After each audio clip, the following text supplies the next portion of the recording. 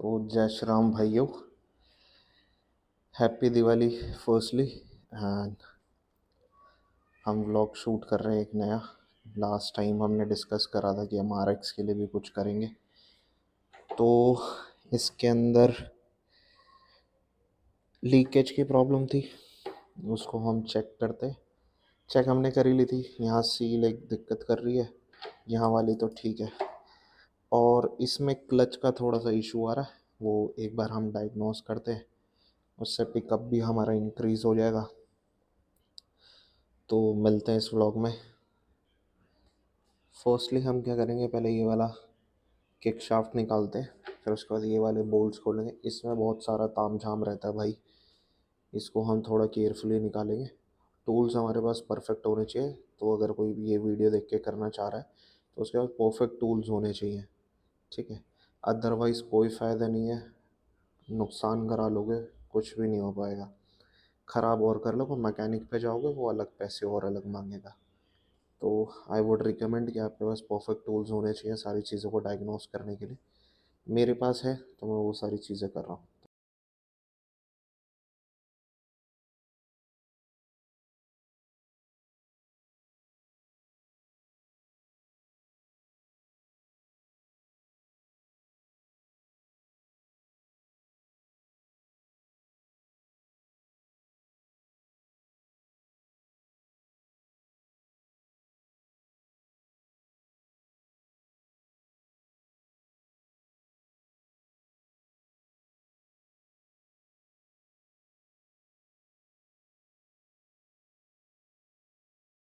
तो भाई ये लूज़ हो चुका है और हल्का बहुत टाइट है, तो हम उसको बीच बीच में एलईडी से खोलते रहेंगे। लो जी, ये आ गया बोल्ट हमारा। यह बहुत ज़्यादा लीक है इसमें, तो देख पा रहे हो काफ़ी सारा ऑयल इसमें जमा हो गया है। किक आराम से आ जाती है वैसे, नहीं तो इधर एक कट होता है, दिखा देता हूँ। इसके बीच में एक कट होता है, इसको हल्का सा स्प्रेड कर देंगे, हल्का सा स्प्रेड करने के बाद। तो भाई ये वाली किक हमने निकाल ली है, तो मैं देख पा रहा हूँ ये ऑयल सील ही लीक है। तो हमारा सेकंड स्टेप है, ये वाले नट्स, ये वाले स्क्रूज हम ओपन कर लेंगे, उसके बाद मैं आपको बताता हूँ, ठीक है। अब इसमें से निकलेगा ऑयल, तो ऑयल को इकट्ठा करने के लिए मैं जुगाड़ देखता हूँ, कुछ बॉक्स होना चाहिए, ठीक है जी। इनको खोलने के लिए इस तरह का स्क्रू ड्राइवर हमें चाहिए होगा, जो सारी चीज़ें हमारे लिए इजीली कर दें। नहीं तो आप स्क्रू ड्राइवर भी ले सकते हैं, नॉर्मल वाला जो रिवर्सिबल हो, ठीक है। बेसिकली बोल्ट्स इसके अंदर भी होते हैं, अंदर की साइड, तो वो भी हमें खोलने पड़ेंगे, देखते हैं, ठीक है जी। तो इस तरीके से ये नट लूज़ कर लेंगे। एक इसके अंदर होता है सबसे बड़ा और लंबा, ये आ गया।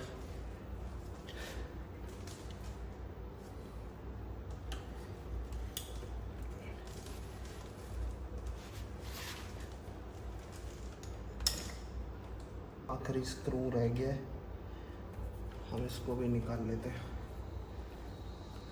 सारा ऑयल नीचे गिरेगा अभी।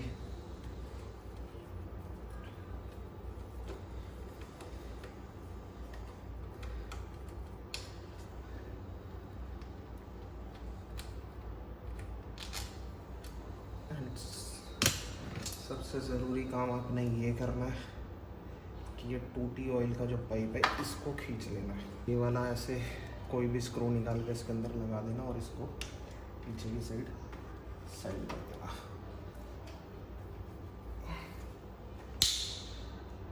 तेरी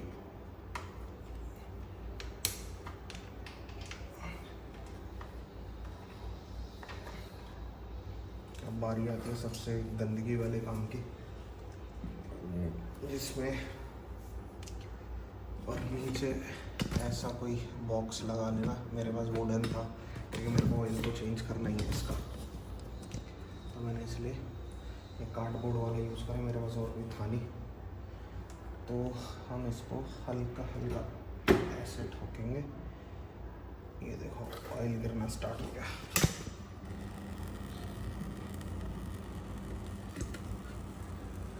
कम चलाइए तो ऑयल ऑलमोस्ट नया जैसा है, इसमें ऑयल की कोई ख़राबी तो होती नहीं क्योंकि इसका ऑयल इंजन में चलता नहीं है, सिर्फ गियर बॉक्स में सर्कुलेटर और क्लच प्लेट्स में होता है। तो इसको निकलने देते, इस वाले पाइप को भी खोल लो ऐसे करके और इसको फंसा दो इधर।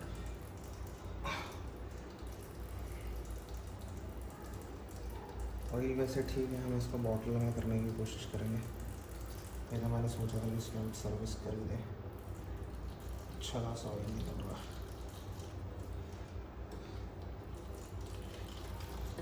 किक वाला जो ये एरिया है इसको दबा के रखना, नहीं तो किक शाफ्ट आपके साथ में आ जाएगी। और ये वायर भी हम निकाल लेते हैं, टूट गया।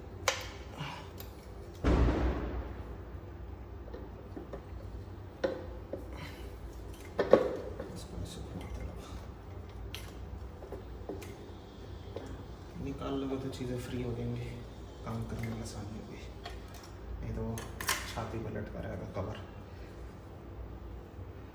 तो 1 2 3 ये आ गया हमारा सब चीज़ें। इंजन बिल्कुल अंदर से साफ है, कोई कमी नहीं है, बस ऑयल सेल की दिक्कत थी जिसकी वजह से हमें बार बार परेशानी होनी थी। ये भी हम चेंज कर देंगे, लेकर आ गए, टूट गई ना ये देखो। लाइफ है सब चीज़ों की, अगर टाइम टू टाइम आप केयर करते रहोगे ना इन चीज़ों की तो ये बढ़िया चलती हैं। नहीं तो आपको ये सारी चीज़ें फेस करनी पड़ती हैं। मैंने ध्यान दिया नहीं, तब चलाई भी ज़्यादा नहीं, तो ये चीज़ें हो जाती हैं। हम इसको साइड में कर देते हैं। और एक चीज़ और दिखाना चाहूँगा, मेरा जो मॉडल है ना बहुत पुराना है, इसके अंदर राजदूत लिखा हुआ आता था। जो पहला लॉट आया था 1990 में जो इंडियन मेड थी, वो ये राजदूत थी। राजदूत वालों का बैचिंग आता है इसके अंदर, ठीक है। अब मेन जो समस्या हमारी क्लच प्लेट में भी है, इसको हम डायग्नोस करेंगे, क्योंकि ये जो है चीज़ ओके तो है बट पिकअप उस तरीके से नहीं आ रहा है। देखते हैं क्या होगा, लेट्स सी। क्लच प्लेट हम खोल लेते हैं, इसके अंदर 8 की ही गोटी लगती है, प्यार से खुल जाता है, इसमें ज़ोर लगाने की कोई आवश्यकता नहीं है। क्रिस क्रॉस पैटर्न में हम इसको खोलेंगे। इंजन तो बिल्कुल नया भाई मेरा, टच वुड। बहुत बढ़िया इंजन है मेरा, क्योंकि ये एक तो पहली बात तो अनस्लीव्ड है, इसका पिस्टन जो है अनस्लीव्ड है। आने वाले टाइम दिक्कत होगी। इसके अंदर 0.50 पिस्टन चल रहा है, तो मेरे पास 2 ऑप्शन और हैं इसको चलाने के। सब चीज़ें ओरिजिनल डली हुई है, 1L1, एंड जो भी आपका ओरिजिनल स्पेयर पार्ट होगा ना, तो उसके अंदर 1L1 ऐसे करके सीरीज़ होती है। 36L, 1L1, फिर आता है 36L, एंड बोर जो है मेरा G2 है, ये भी अच्छा बोर है। सिलेंडर किट अच्छी है। तो अगर मैं इसको बेचना चाहूँगा तो जिसे पता होगा, इसकी वैल्यू जानता होगा, वो अच्छे खासे पैसे देने को रेडी हो जाएगा। बहुत छाट के चीज़ ली थी मैंने, ये देख के। रिस्पॉन्स है इसका।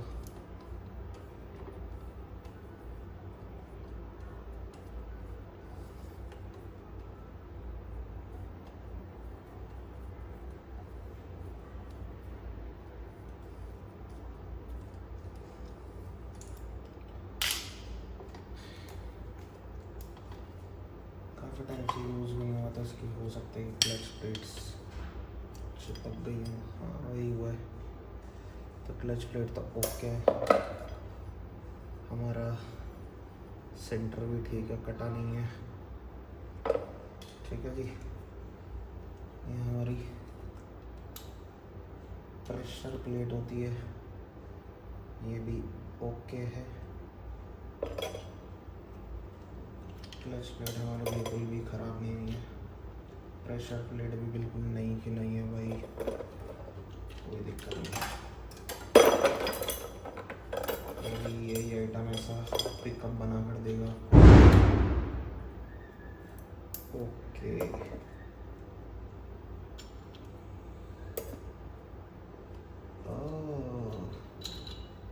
तो ये दिक्कत थी इसमें।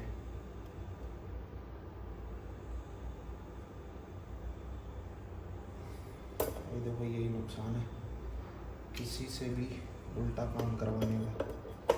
अब भाई इसके अंदर 2 प्रेशर प्लेट डालने का क्या फ़ायदा हो, वो आपस में स्लिप करेगी। तभी तो मैं सोचूं कि भाई जान क्यों नहीं उड़ा रही। एक्चुअली हुआ क्या था, मेरे पास समय नहीं था, मैंने बाहर से ही एक हमारे भैया किसी ने मिलवाया था, तो उन्होंने 2 प्रेशर प्लेट डाल के इसका काम कर दिया। अरे ये तो मैंने सोचा ही नहीं था क्या करा, क्योंकि मैं उस टाइम घर चला गया था कुछ इसका स्पेयर पार्ट लेने के लिए। वो कह रहे थे कि ये चीज़ है आपके पास, तब इन्होंने कलाकारी कर दी ये वाली। और अब हमारा थोड़ा सा ये हमारा क्लच बॉस है, इसकी मूवमेंट भी बढ़िया चल रही है, गैप भी अच्छा बना रहा है। ओके यार सारी चीज़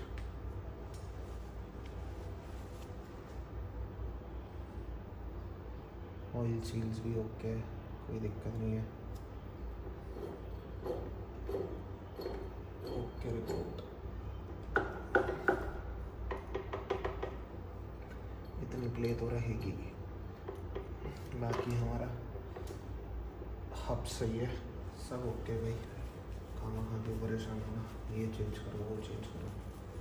ठीक है, तो मिलते हैं आपको सब चीज़ें चेक करने के बाद। मैं आपको दिखाऊंगा क्या ख़राब है क्या सही है। सब चीज़ें डायग्नोस कर चुके हैं।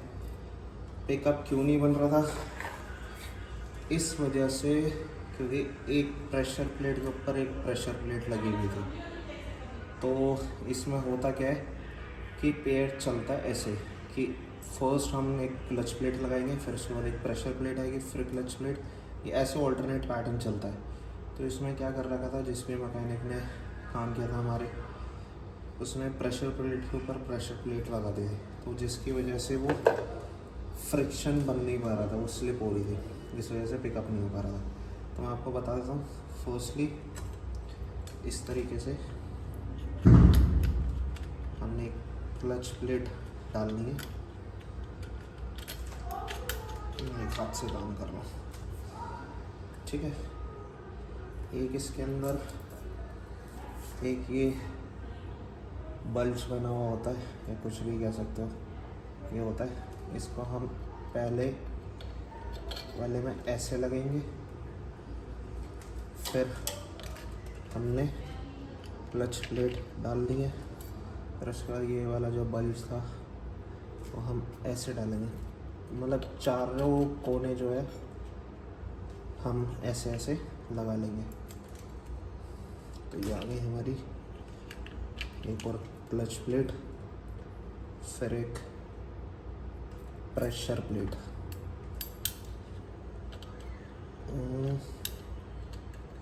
ये प्रॉपर बैलेंस बनाती है इस चीज़ में, ठीक है। डोंट नो कंपनी ने ये कैसे दिया है, बट मैंने जितनी रिसर्च करी वो इस तरीके से ही लगती है। ये आ गई इधर। तो ये तो भाई हो गया क्लच प्लेट का। इसको एज इट इज स्प्रिंग्स वगैरह स्क्रू लगा के टाइट कर लेता हूँ। तो भाई हमने क्लच कर लिया पैक फिर से, जिस पैटर्न में मैंने बताया था आपको एज़ पर माई नॉलेज और जितनी भी मैंने रिसर्च कर ली। तो क्लच परफेक्टली ये ऐसे वर्क कर रहा है। और एक चीज़ का ध्यान रखना भाई, जब क्लच आप लगा दो, ये सारा चीज़ सेट कर दो, क्लच एक बार प्रेस करना, ये जो सारी चीज़ें हैं इसको जब रोटेट करोगे तो इसमें एक गैप होता है, तो वो इक्वली होना चाहिए। एक साइड ऐसे दबा हुआ नहीं होना चाहिए, ऐसे नहीं होना चाहिए, ऐसे नहीं होना चाहिए। मतलब ओपनिंग जो है क्लच की वो सारी जगह से रेगुलर होनी चाहिए, मतलब एक फॉर्मली पैटर्न में होनी चाहिए, इक्वल गैप होना चाहिए, कहने का मतलब है। तो ये तो था भाई पार्ट 1 जिसमें हमने क्लच सेट करा, ये सारी चीज़ें खोली हमने। और दूसरी चीज़, अब सील चेंज करने की बारी है। तो इस तरह की एक सील होती है जो किक की थी, तो हमने करना क्या है, ऐसा एक स्क्रू ड्राइवर लेना है इसको चेंज करने के लिए, अंदर हल्का सा प्रेस करना है, गैप होता है, और हल्के हाथ से इसको रिमूव कर देना। तो ध्यान से करना, कभी इस वाली साइड को डैमेज कर दो और दिक्कत क्रिएट हो जाए, ठीक है। तो लेथ वाला भी शायद ना करे इसको। तो मिलते हैं सेकंड पार्ट में, जिसमें हम इसका कार्बोरेटर चेंज करेंगे, पिकअप को चेक करेंगे। कार्बोरेटर हम नया डाल रहे हैं, होपफुली मैंने ऑर्डर कर दिया है, तो देखते हैं। खुद लाना पड़ा तो खुद लेंगे, नहीं तो बाय कोरियर हमारे पास आ जाएगा। पार्ट्स बड़ी मुश्किल से मिलते रहे, डोंट दे पागल हो गए, ठीक है। तो ये था हमारा क्लच वाला। और भाई आप लोग सब्सक्राइब नहीं कर रहे हो, देख रहे हो वीडियोस को, नॉलेज ले रहे हो, तो अगर आप सब्सक्राइब भी कर दोगे ना, लाइक कर दोगे, तो थोड़ा सा एक मोटिवेशन आता है सामने वाले में। तो आप सब्सक्राइब कर देना, लाइक कर देना। अगर कुछ इन्फॉर्मेटिव लगा कि आपके दोस्त के पास किसी के पास RX-100 और वो ऐसे स्टक है, तो आप ये वीडियोस को शेयर भी कर सकते हैं। तो बाय बाय, टेक केयर, मिलते हैं जी। क्लच परफेक्ट हो गया, और भी चीज़ें देखते हैं, 2-4 चीज़ें और होंगी तो हम इसमें निकाल लेंगे और नेक्स्ट पार्ट में इसको अपडेट कर देंगे। ये सब चीज़ें मैं बता दूँगा कैसे करना, नेक्स्ट पार्ट में ही हम सारी चीज़ें पैक करते हुए नजर आएंगे। Till then, thank you so much, bye bye.